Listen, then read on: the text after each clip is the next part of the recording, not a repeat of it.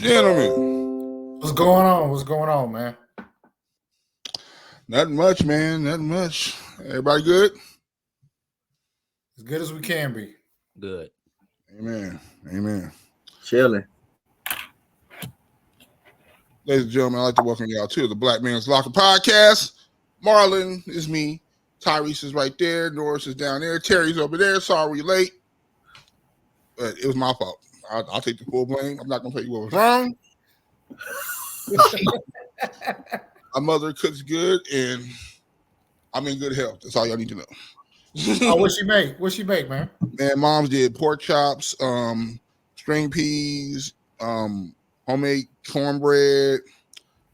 Oh man, some macaroni, homemade macaroni and cheese, and she got a yellow watermelon from Albino. Big up to Albino, this big old watermelon, man. Okay.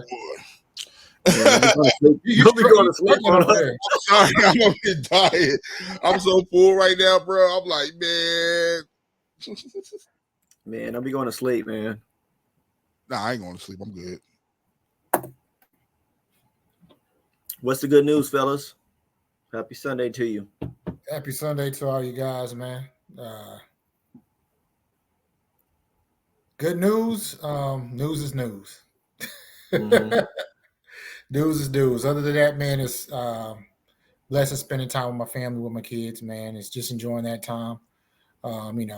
Definitely having some good quality time with my son, man, as he's going into his 10th grade year of high school. So we're having some good bonding conversations. Okay. Getting him ready. We having them conversations. Them conversations. Yeah, them conversations. Yeah. Yes.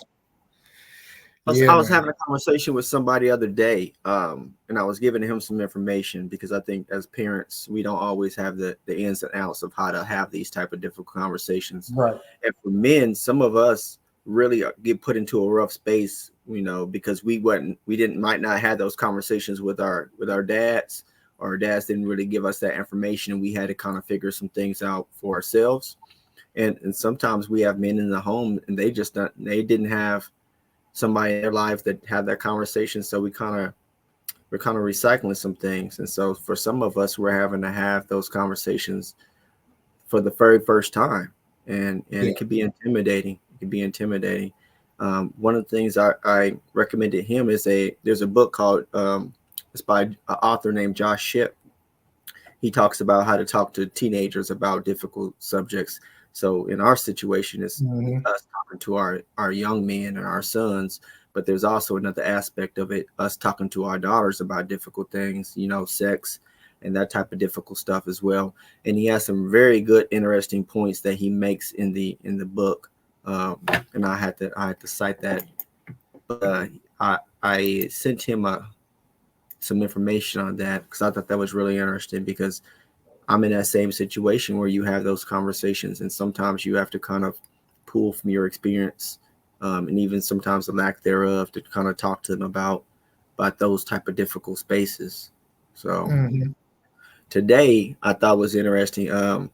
My daughter got a flat tire. She was working at a gym, and I took my son and my nephew, and I went and I had them come with me, and we changed the tire off there, and we just have those type of conversations. And I thought it was really kind of insightful. People kind of walking by looking, and I was showing them how to do it, and then I had them get down there and do it. And I just thought it was just kind of those type of powerful moments that we have with our youth, with our sons and my nephew, for them to be able to just see how to do this know-how, this space that we try to navigate as men, and we try to pass down the right to them. So, man, I thought that was pretty awesome moment that I had with them today.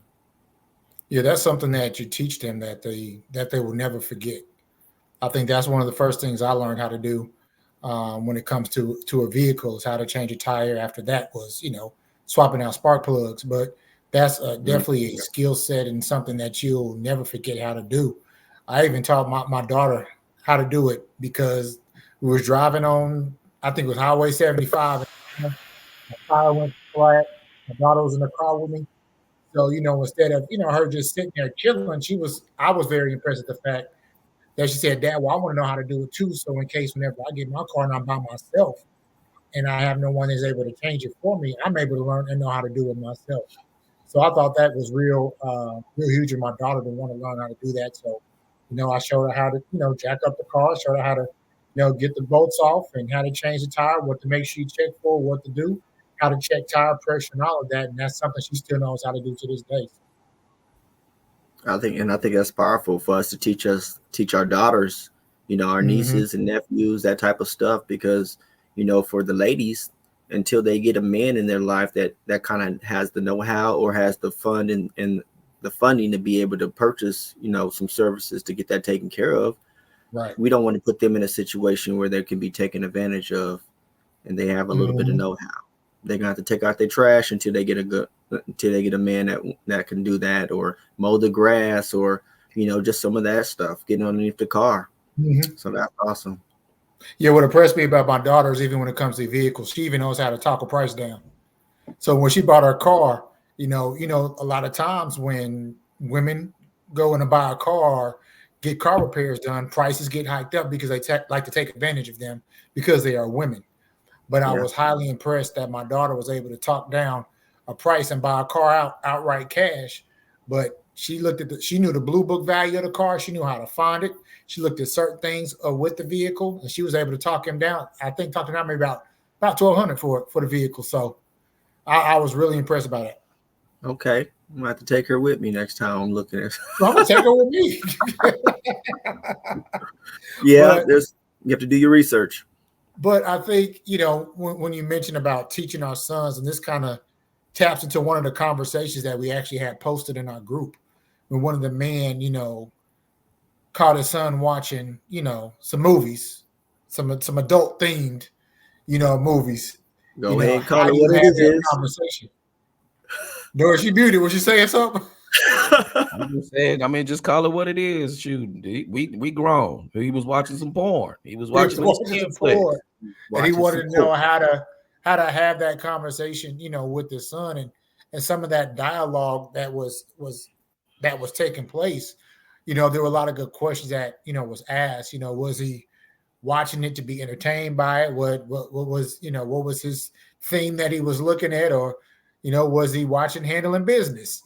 So it's these are necessary conversations we have to have with our sons, because right now, sex and it's so easily accessible on social media. It's everywhere. And I remember one time when I first got on Twitter, like you could just post and just talk about stuff. Now, when you look at Twitter, which is known as X, and I'm like, now I see why y'all call it X, but it's just everywhere. Yeah. And if we're not having those conversations with them, they're going to hear something somewhere. And we definitely want to make sure that we're giving them the right information, because there's just a lot of misleading information out there for these kids. Yeah. Send the music, too many sexy reds out there, man. It's just bad. I mean, and me, I was actually having this conversation in one of my group chats. We were talking about it, and I was, I'm one of the older cats in there. Like most of the group is like millennials and Gen X, and I told them there was a time where, and I'm not defending it, but at the same time, there was a time where that was a sacred art. You know what I'm saying? Like, we were talking. The young cats were trying to compare. Like, even with the music, they're like, well, y'all had Little Kim. I'm like, yeah, but I want you to go back and look at all her singles. Singles is what pushes albums. She didn't have one single where she was talking about the stuff that Sexy Red was talking about. She had songs that were unifying women. She had songs that were basically, I crush on you. She wasn't saying nothing super wild, and she was. Back then, BET didn't play that. You was you was censoring your music if you wanted it on BET. You know what I'm saying? Nowadays, like, I can go all day on BET. I've been BET. BET had that BET uncut. That was like 2-3 in the morning, though. You like, your kids are supposed to be in sleep. Even though they weren't, but you supposed to be knocked out in the bed from school. What you doing up? Right, BET uncut. Shout out to Black Jesus. Woo!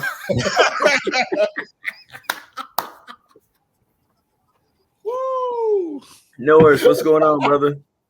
Not too much, man. I'm just laughing at y'all because y'all crazy. but we all know BT Uncut. When we watched it, it was some of the most low budget. It was some videos. Hey, Right? I mean, I think the I'm one and it video, didn't last long. I think It the did- one video that took Tip drill. I already Tip know. Drill was the one that took control. That was a Whole- staple on BET Uncut, but I mean, even BET Uncut, it didn't even really last that long. That's kind of what was so, crazy. Trying to give these cats an outlet to do some explicit videos, but it didn't last long. Like, So a lot of people were yeah. like, I think they protested. I remember because I actually spoke on this before. I think I did a video on it where we were talking about Nelly's sister. Like it was like a group of women, like black women. I hate to say it was black women. They were protesting Nelly because he was doing like a bone marrow transplant awareness at a college, and they protested him because of that video. But his sister was the one who needed that. And I'm not saying that the answer was at that school, but his sister passed away. You know what I'm saying? And like at the end of the day, yeah, BET Uncut may have took it off, but you can go on YouTube right now. There's like 24 different tip drills, the extended version. So it's like how many you got saved, Marlon? the uncut version. I didn't see tip drill so many times. I don't need to watch that no more. Well, every generation.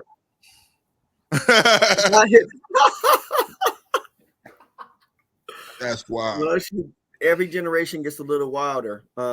True. I was just having this conversation. So where does it stop?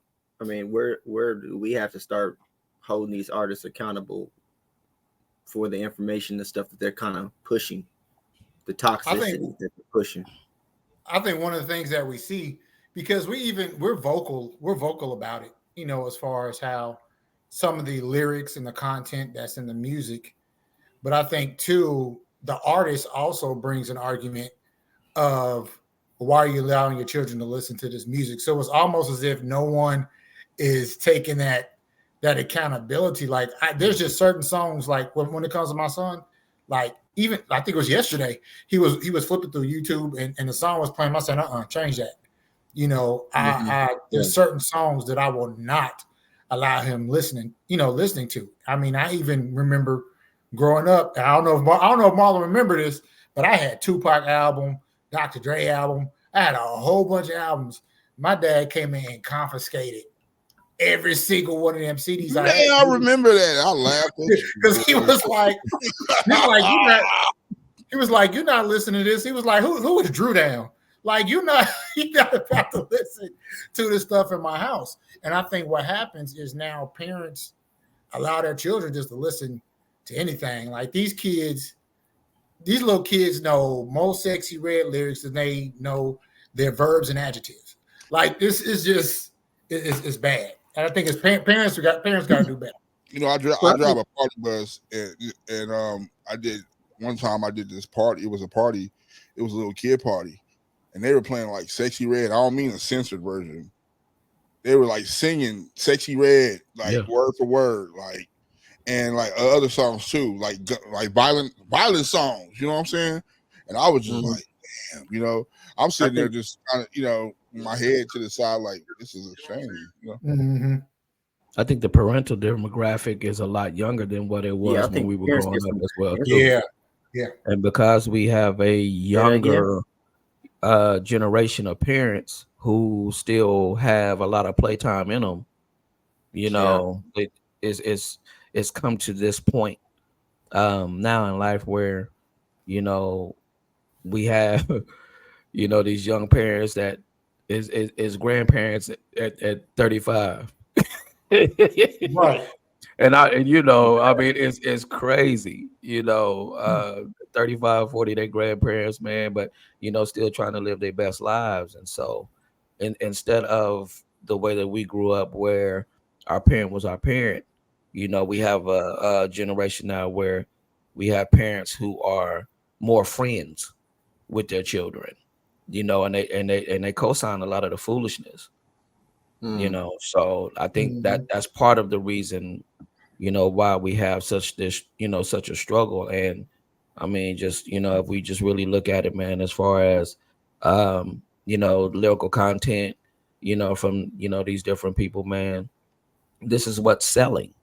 So you got to go with what sells, and so if you got a lot of women, man, that's talking about they coochies pink and they booty hole brown, and they got a catchy hook to go with it or whatever, man, and you got 100,000 females and males out here singing this stuff, in these concerts.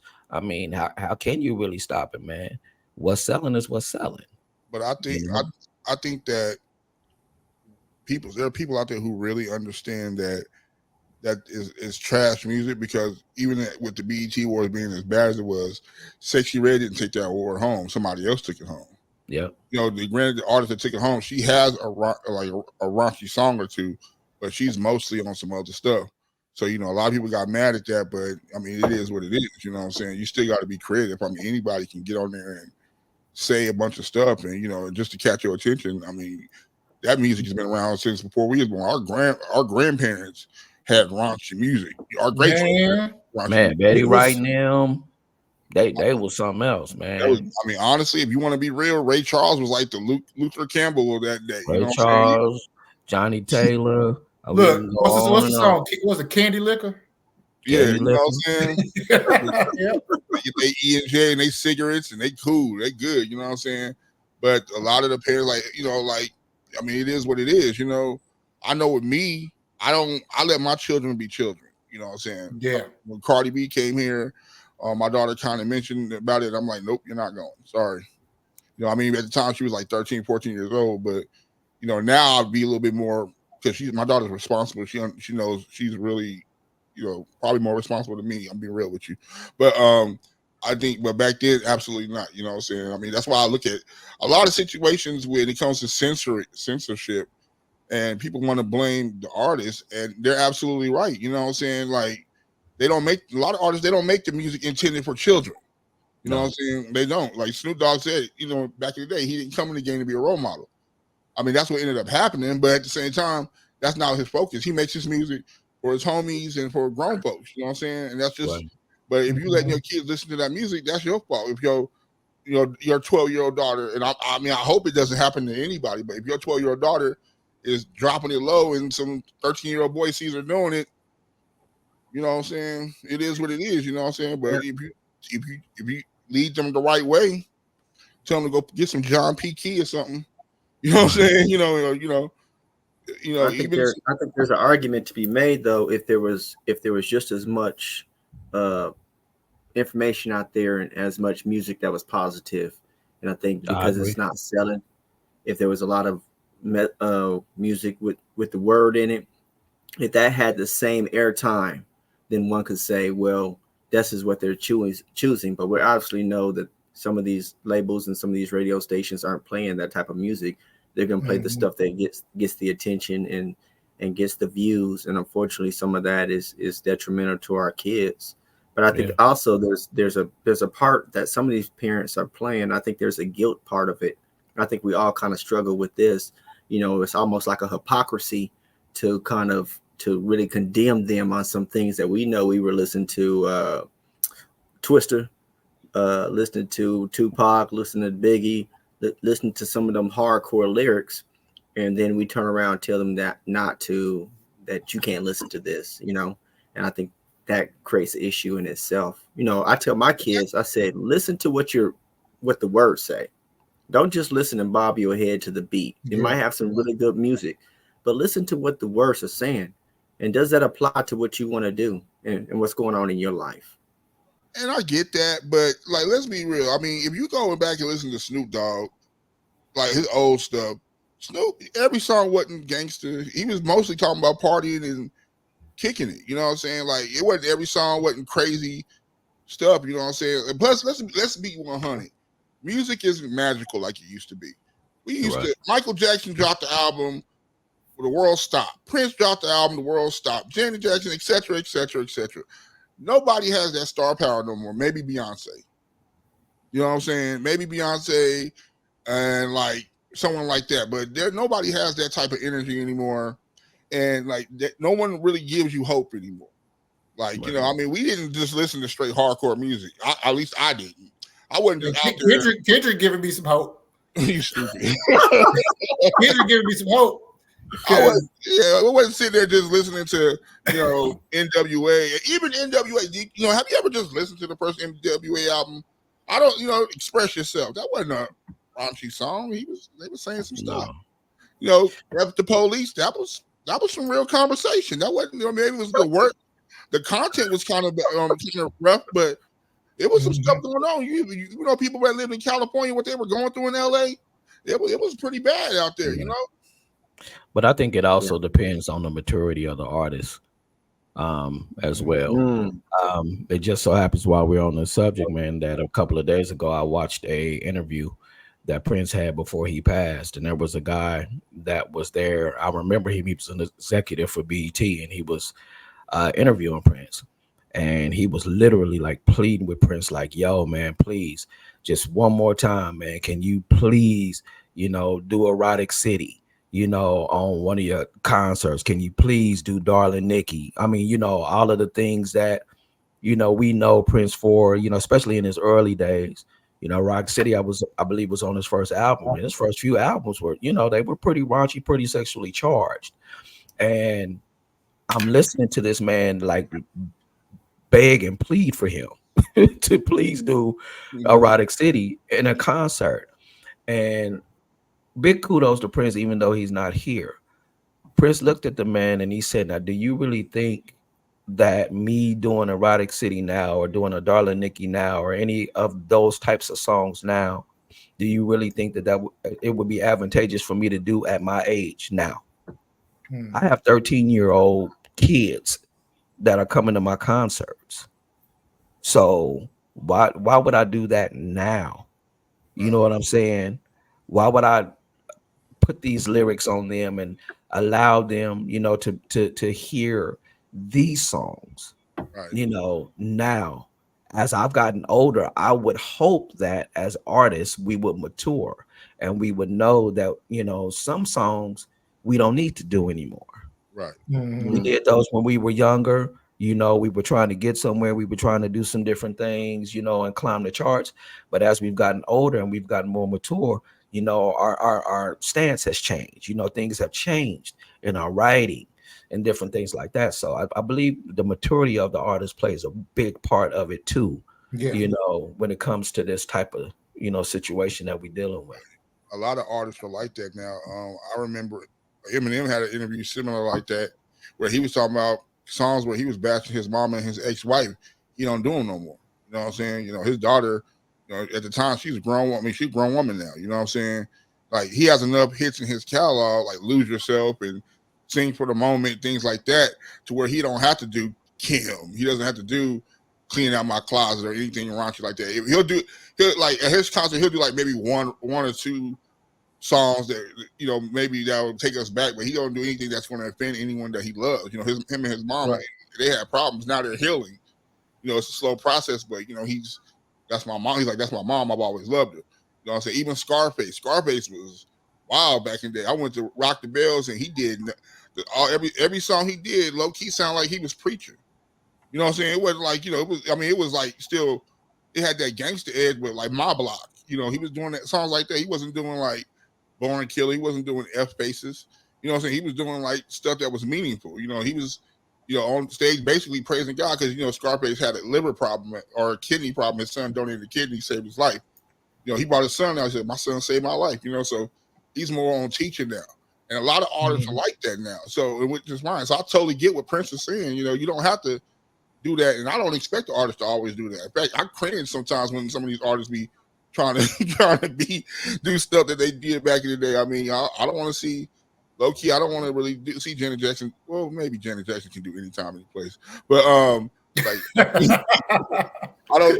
can't foresee. Hey, Janet still got it. Right. I don't want to see like people. I don't really want to see Lil' Kim doing any of her raunchy stuff. Super raunchy stuff. I mean, man, you had some surgeries and gained some weight. No disrespect, but you're a different woman. You're a mother now. Your daughter's backstage. Don't do that. Right, man. Cause himself some trouble. Respectfully, though, I'm just saying, bro. I mean, come on, Luke's running for Luke didn't ran for office. Luke don't be doing that stuff no more. You know, that's Luke. Right. Luke was a wild boy. Take us into our topic, sir. Okay. So we y'all want, you know what? I thought Ty's here. Ty, you got this. Yeah. I was going to mention. I thought you wanted me to do it. I was going to lead into one, but hey, let's roll with it. So, let's go. You know, anyone who has social media, especially TikTok, has seen this show, this balloon pop show, Jesus. Where people go on and there's a line of men or a line of women, and you pop the balloon based off of attraction or how questions are answered. Now, I watched a few of these episodes last night. I've seen plenty of clips before, but I actually watched a full episode when they had 3 contestants come on, and we're gonna just kind of deep dive into that and just really find out, is this for cap, or is this just, are people really out here trying to find a match? I personally think it's scripted, but then again, most of them, I'm a big fan of love shows like that. When I was a kid, I used to watch Love Connection and Eliminate and stuff like that. A lot of that stuff was heavily scripted, and I think this is one of those things. But I'm going to pretend like it's not, and I'm going to say that's probably the worst, most toxic, stupid thing anybody can be on. Yeah. If you're really on there looking for love, and you get on there and pop a balloon just because the dude's wearing jeans, you know what I'm saying? That's crazy. You know what I'm saying? That's like the worst thing I've ever seen in my life. Like, you don't know who this man is. They'll pop their balloons, and then when he's telling them who he is, yeah, I'm a pre-med. I'm in my residency right now. I go to such and such, and just as I make this much money. Then they look kind of stupid, but then the girls try to justify it. Yeah, you got glasses, and it's giving nerd. What? So it's like, right. I think one of the episodes, that was looked at last night, is one of the guys that was on there, and literally every woman popped their balloon except for one. And their main reason for popping their balloon is this gentleman likes anime. Like this is his thing. Like, this is what he likes to watch. And the woman that did not pop her balloon happened to like anime herself. Now, when we look at this, they found a match. Now, all the ones that was up there that was all dolled up, and mind you, she was on there just a regular shirt, some jeans, and some regular shoes. But all the ones that was all dolled up, hair all nice, makeup all beaten, all that stuff, left there with nobody. He said it's so dramatic. Nobody. Left with nobody. But it goes to show you that people are so superficial nowadays. They think the whole exterior and how you look and is what's going to draw the person. People are really looking into people's hearts and what people like, especially men, because a lot of the questions they ask the women are more questions about their personalities, what they like, how do they handle conflict, what are some of the things that they're into. But then the women is like, what you do for a living? How much money you make? Oh, you make this amount of money. So, okay, like the one girl who popped her balloon, then she found out how much the dude made and asked, could she have another balloon back? Yeah. No, you can keep that energy, baby girl. I think it definitely exposes a lot of shallowness that people have. Yeah. Even if it's not scripted, I think it does a good job of highlighting some of the silliness that people have kind of ingested, as far as agendas with men and women, and then just they regurgitate that information out there. It's kind of raggedy. I think one of the episodes that really got the most attention, and just kind of backtrack a little bit. This is just for viewers who are not familiar with this. It's called the Pop the Balloon or Find Love. I think that the host name is Arlette. And so what they do is they get singles out of the Phoenix, Arizona area and get them on the show. And so what I think is interesting, because they're not pulling people from everywhere. They're pulling people from the Arizona area. So then, every place has their own culture, but I think they do a good job of highlighting some of the stuff that's kind of going on. One of the big ones that went viral was the episode 11, where they had a stocky guy who said he was a plumber. Yeah. Now qualified queen. Yes. So he came on there, and he said the right stuff at first, and they got to grilling him after a while though, because some of the things that he said, some of the negative things that he said to some of the women turned the other ones off, and then by the third or fourth woman, they were on his head, and a lot of entertaining conversation. It was really kind of on that man's head about that. One of them called him a stocky Ninja Turtle. Right, Yeah. but I got a question about that because I watched the whole episode, and he did actually end up leaving with one of the girls. So he actually did. But when I watched the whole episode, it's some of the things that were thrown out about him, and I don't know if any of you had the opportunity to watch it, but one of the comments that the girl said to him that she was not attracted to him at all, and his response back was, the feeling is definitely mutual. Oh yeah. Now you go on to the next lady, and now she feels some type of way because he responded to the other lady that the feeling was mutual. And as he said, I'm gonna keep it how it is. I just was not attracted to her. So that same thing kept going on and going on, and then you get to the one that called him that he looked like a Ninja Turtle. But the first thing she threw out was that one word that they try to use to trigger black men, and that word is sassy. Yeah. She called him sassy for speaking his opinion and defending his thoughts. Why is that? Right. Yeah. That's one. Go ahead. No, I was just gonna say, Deborah Pittman, she had put a comment in there, and actually, I was gonna reiterate the comment that she had made. She was asking, wasn't he the guy that the other ladies who didn't want him called his job and got him fired? And they did. Yes. They actually got him We're fired. gonna get to that. We're definitely gonna get to that. And which I feel like that's crazy. I think this particular show, man, what it does is it really shows us the type of craziness that we have come to as a society. Unfortunately, what I don't like is that it's black men and women. That I'm not,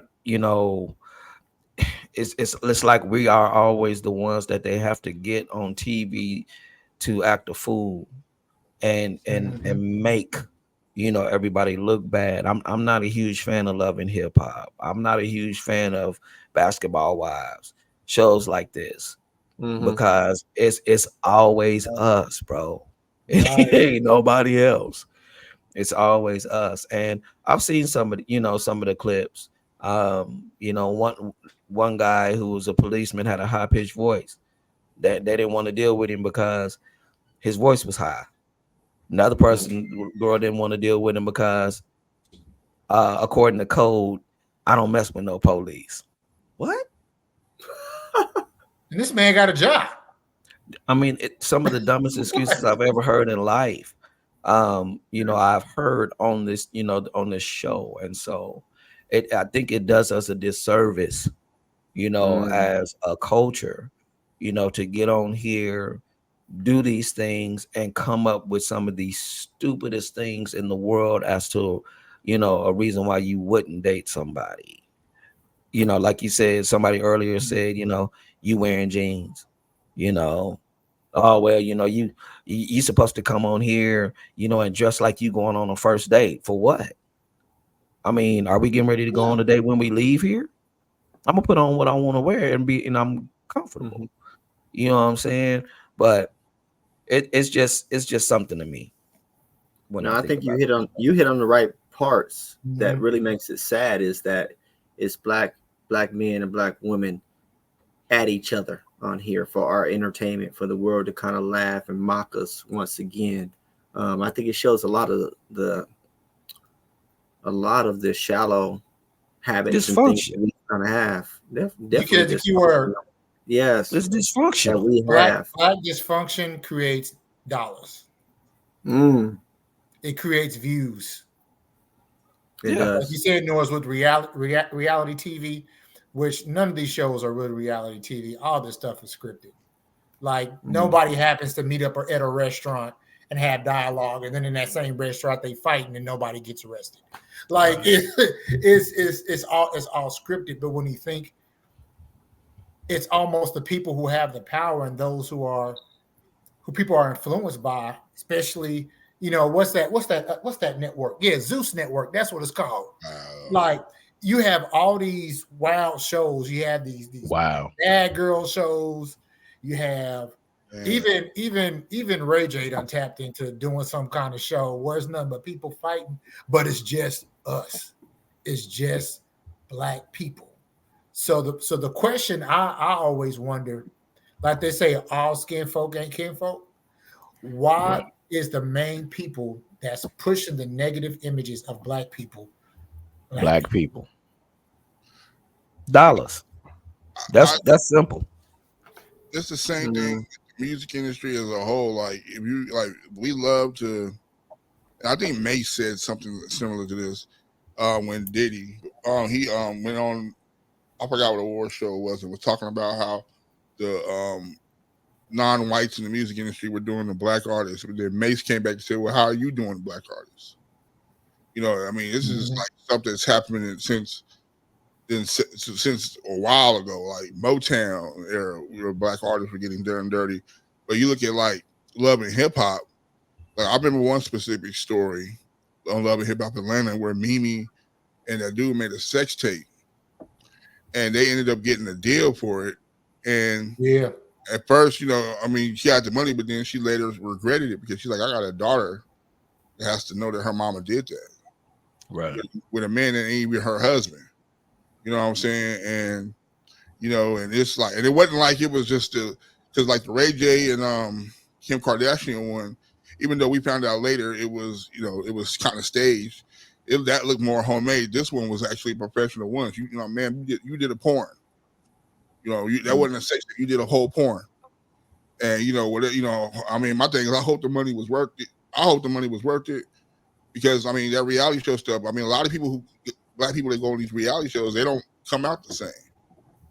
Their minds are different. They are, or they depend so much on it. Look at Jocelyn Hernandez.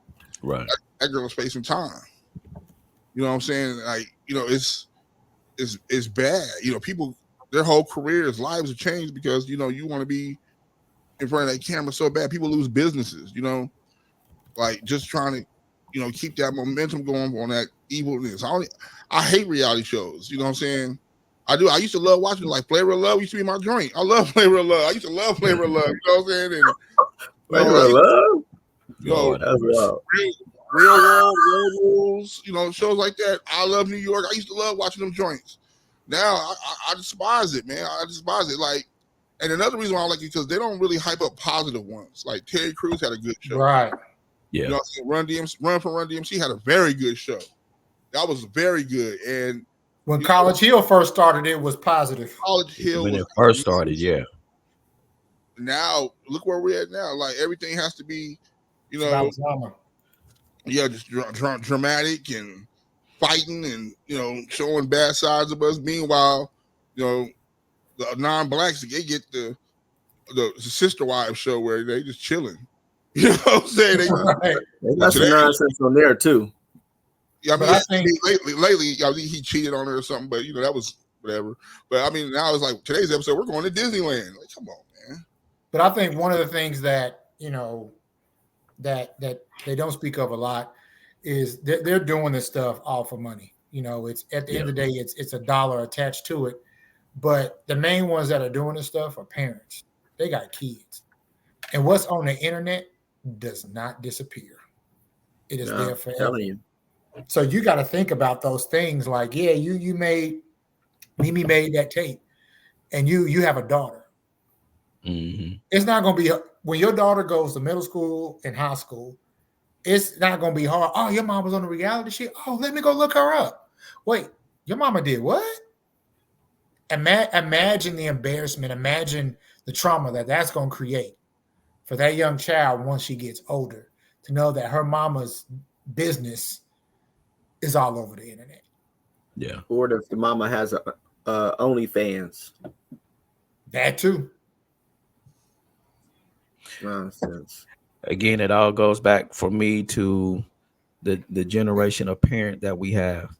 You Mhm. know, in this day and time, man, a lot of these parents they're not thinking about, you know, what it could be later on, you know, for their child or for them, you know. And we can say, you know, a child finding out something at a young age about their parent on the internet is traumatic. But I mean, man, imagine being a grown adult and you in the workforce, you know, and one of your colleagues, man, I seen your mama, you know what I'm saying, swinging from the shower curtain pole. You know what I'm saying? Like, I mean, like how old girl, you know, was doing. You know what I'm saying? Mimi or whoever she was. Yeah, man. We seen that video, man. Your mama, you know, holding on to the shower curtain pole, man. And what? You a grown adult, bro. And having somebody come to you like that about your mama. Now she way up in age. Come on, man. That's mortifying. Yeah. That's mortifying, man. Should they do more than say it? They'd probably pull it up. All They'll these pull kids it got up. They'll phones show now. it. They'll show it, man. Snapchat is these kids' friends. They share everything on Snap. Yeah. Yeah, they do. A friend of mine, she actually did some stuff when she was younger, and way younger, early 20s, and she regrets it. And she's in her late 30s, early 40s now. She said every day she regrets it. She like literally, she said she's so paranoid. She searches the internet looking for it because the site's gone, but you know, once it's on the internet, it stays on the internet. And whenever she finds it, she has to. She literally has an attorney because like I guess she has the rights to it or something, so she has to put a cease and desist up every time she sees it, so that the sites can take it down. She has to do. She's at least once every couple months somebody will upload it, you know, and trying to, you know, on like whatever. Which like the whole thing. I don't know if y'all know this, but Kansas, like Pornhub is banned in Kansas now, and she's like she's thanking God right now because she's like that you know, that's just one site, but that's a major site. You know what I'm saying? And she said that's where she was having a problem with, because she said every time she turned around it was popping up on the hub. But now that's one thing she ain't got really worried about right now. You know what I'm saying? She can, you know, breathe a little bit now. But she's like Yeah. literally searching the web all the time. And every time she finds, she has to send a cease and desist with the link saying, you just need to be taken down immediately. You don't have the rights. I'm the right. I own the rights. And you know, you don't have the right. I didn't give you permission. I don't want no money. Take it down. You know, and it has to be taken down. That's a sad deal. We have to talk to our kids about putting stuff online. Like you said, it goes on forever. So we got a little bit of time left. Let's go ahead and switch to this last one. Yes. Yes. I think it was May 5th. The brother's name is Marquise. Is it Marcus or Marquise? Marquise White, out of Maryland. He's the Maryland teacher that was under investigation for allowing the female students to take down his hair. So this brother has been reinstated. He's to return back to work after being cleared of any wrongdoing. But look at how much damage. Yeah, give it a round of applause.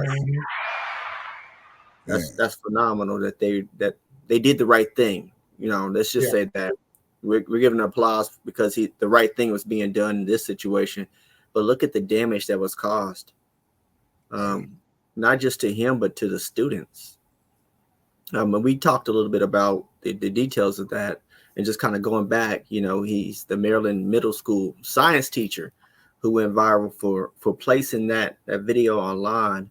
For allowing the female students to take down his hair. So that created a lot of issues. And that was back in May 5th. And he shared it with the right intentions. I think some of the things that we're not going to rehash the whole show, but we did talk about how silly that kind of was for him to put that video up, thinking that the people could see the intent that he had and the love that he had for his students. Instead, they pretty much picked him apart. What are you guys' thoughts on this? Obviously, this is a celebration of a wrong being righted, but what are your thoughts on it? It's definitely a celebration. My issue was never with the fact that, it was more or less the hygiene aspect of it with me. because, like I said, there's a disrespect to Mr. White, but we don't know what's in your head. And my daughter touching your head, my daughter's not a trained beautician. She doesn't know. I'm just using my daughter as an example. My daughter doesn't know what's going on, how to properly protect herself from anything that's going in your head. So, but as far as this, I knew it was going to happen because that's a major lawsuit. And like, I think it was like at least 6-7 videos that popped up from different teachers that was doing the same thing across the country, and they didn't lose their jobs. So they were going to let them back because that lawsuit was about to be crazy. And they knew. I think they knew it, and obviously he wanted to be a teacher. He wants to be a teacher. He loves his job because bro was crying. He was crying. He wanted his job back. Which is rare because most teachers be like, nah. Most of these teachers, what they go through, they be like, well, let me just go ahead and put this lawsuit in, get this little money, and go on a cruise or something. But now he wanted his job back. So respect to him for getting his job back and to the people that did the right thing. Yeah, I think, the only issue I had with what happened is, although it was something just so simple, one never should have been captured on video. That's the one thing. You never should have captured on video. But how it was sexualized, I think that's the part that really frustrated me the most, is because it was something that didn't need to be. It was never nothing sexual about it, but because it was put out as it being sexualized, now you have all women on this big bandwagon of saying, nah, he need to lose his job, he need to be fired, he don't need to be doing that. Meanwhile, you have the other counterpart, the white gentleman, same thing, but it's celebrated and they're having the fun, and it's just a good deed. So that was my only issue, is how it was sexualized of something that was never sexual. Yeah. I think for me, man, it's kind of along the lines of what Reese was saying. I just didn't like that the biggest push for that man to lose his job was us. It wasn't people on the other side, but it was us, pushing and really just like going hard to try to make this man lose his job and his career over something as simple as braiding. I mean, man, we see people doing that, man, on porches. I mean, that was a thing at one point, for a dude, to have a girl braiding his hair sitting on the porch, man. And you know what I'm saying? That's just something that I think that as a culture, we have become accustomed to. But in this day and age, for our people to push to, make this man lose his job and lose his career, man, over something, I guess you can call it harmless, but I do understand, people's, qualms with it. But over something that I don't feel was hurting anybody, that's just my opinion on it. I just thought that was pretty egregious.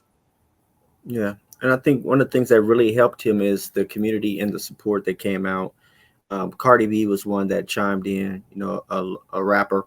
She chimed in and said that he shouldn't be fired, and actually gave, her viewers a glimpse into something that was going on. And I think that definitely helped. One of the things that he stated was, it's understandable. He said that he wasn't fired and that he's never been fired, but that they came out and they reassigned him, and that he was reassigned to his house, what I thought was pretty entertaining. They reassigned you to your house, but they reassigned him to his house. But thank God he's once they completed the investigation, he was cleared of any wrongdoings, and so he will be back in the schools, back at the school in August, doing what he wants to do best, which is teach the kids and continue to make an impact. It's kind of sad that this kind of, obviously you saw the bias. You saw how we get handled sometimes, how black men and some minorities get handled in spaces where our white counterpart or other ethnicities are doing things, and it's celebrated. And so it was rough seeing him kind of get treated like that without due process first. So big ups for this brother being able to go back into the school system, where there are very few black teachers, black male teachers at that are doing this and creating an impact. So hats off to that brother. We got any time left? What's on you guys' minds? I guess for me, man, it's gonna be them pork chops that Marla Mom made. I don't know if she got some left over. No, If she do, man. there are no more left. Hey. No, them joints was fire and they are gone. They gone, man. They are What, gone. what Bernie Mac say? He was teasing me. The pork chops was amazing, bro. Y'all But only other thing is on my mind. I know we'll probably, dive into this in later podcast episodes, but my challenge to all black men out there, anybody that's watching, I don't care what. Well, I do care, but we have a duty as citizens to vote. And if you're not registered to vote, please get registered and vote. Go and vote. Don't say, well, I'm not going to vote. Not voting is technically voting. That's really what it is. Because you're basically voting for whatever happens. Yeah. Right. That's basically what you're voting for. So I would encourage. I ain't trying to disrespect you, man, but after that debate, man, I'm just like, man, come on, bro. Yeah, we'll probably talk about that on another episode. Yeah, you about to start something. Yeah, we about to go here a whole other hour. But definitely vote. I mean, if you do your research, so that way you vote for the candidate that you decide. But please do your research and please understand what Project 2025 is. Please. Right. And do vote your locally. research. Vote locally. Vote local. Vote locally. And vote locally. That's where it begins. Locally. Because that's, like you said, that's where it starts. I mean, that's where it begins. That's where changes are actually made. We all know, if you remember, everybody went to government class in high school. Hope everybody did. And I hope everybody passed. But if you remember, those who makes the actual decisions for your state are the people you vote for locally and your governor. Right. Those who make the decisions for where you live. And it starts there. So, absolutely.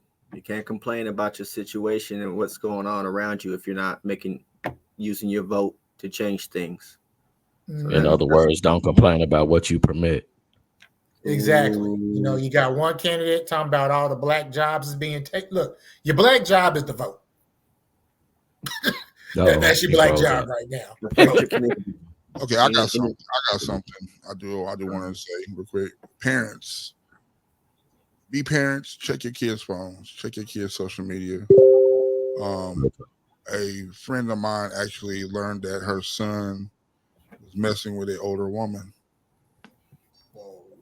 She asked to see his phone because her phone was messing up, and he got a text message from a woman that they know, and it was some pictures. And just I'm just being honest with y'all. Check your kid's phone. If you have a way to tap into their stuff, do it. It just know where your kids are at all times. Don't just let them leave the house, especially in this day and age. There's too much out there, too much going on. I know there's been at least 3 postings on my timeline of young girls missing. Yeah. They ran away or they just disappeared. So I definitely encourage you to know don't be afraid to use some of these tracking devices, Apple tags, all that stuff. Life 360. The one. Yeah. Just make sure you know where your kids are. Check their social media. Know who they're talking to. Know who their friends are. All right. That's awesome message. There's 2 comments from Deborah Pittman Lane, and then I'll say my stuff and we'll pass it to Terry and he can close it out. On the voting tip, she was saying that every non-vote is a vote for the GOP. So that's something that you all should be aware of. And her plea, please stop voting for color and vote for change, which I think is absolutely necessary. I think that was very good. My last words will be on September 6th, the Black Men's Locker presents the Session Live. Yes, sir. This is going to be a phenomenal live event, and we're going to have a panel. We're going to be talking about relationships, situationships, and every other kind of ship Yeah. that people may want to sell on, or they might not Sailing want to ships, sell on. sinking ships, Yeah. floating So ships, departing ships. we want you all to be aware. Again, that is September 6th. We'll have tickets on sale. We want to pack the place out. Like I said, we'll have a panel of people. It won't just be us, but we'll have women on the panel as well. And we're gonna really talk about this thing, and we're gonna hash this thing out, about Black love and Black folks, and how we do things and how we can better each other. So, come on out, support this live event. Again, tickets will go on sale very, very, very soon. And we looking to have a really, really good time. We'll have a VIP for those that want a little bit of extra treatment. We'll have VIP tickets available. But even in that, just the overall live event is gonna be crazy. It's gonna be crazy. So we want to definitely put that out there. Again, September 6th, 2024. Yeah. Come check us out. It's going down. Awesome. Awesome. I want to miss it. Absolutely not. I've already had people talking to me about what else we're gonna do. We love our hometown. This is Wichita, Kansas, but we're also, the impact that we have is globally. We have reached 12,000 men and climbing. And we're doing our best to make sure we touch these other platforms, not just Facebook. We have, what are some of the other platforms we have, Marlon? TikTok, IG. Instagram, TikTok, IG. Twitter, or X. We're on X too. And we're not just to be clear, we're not just some group on Facebook. This is just a way to communicate. We are an organization. We are a nonprofit organization. We're about our business. We're about change. So, this is just every day is growing. Every day, whether it's slow growth or rapid, it's slow down, but it's going to be rapid. Y'all get on the train. Black men, now's the time. Black men, Black women that support us. We love to have you. People in general that love to see minorities make that mental health journey and become better people for men, especially men, and for their communities. We're here. There's an opportunity for you guys to be a part of what we're doing, and we welcome you. And so for another episode of Black Men's Locker, we signing out. I'm Terry. Norris. Tyrese. Arlen. Peace, y'all.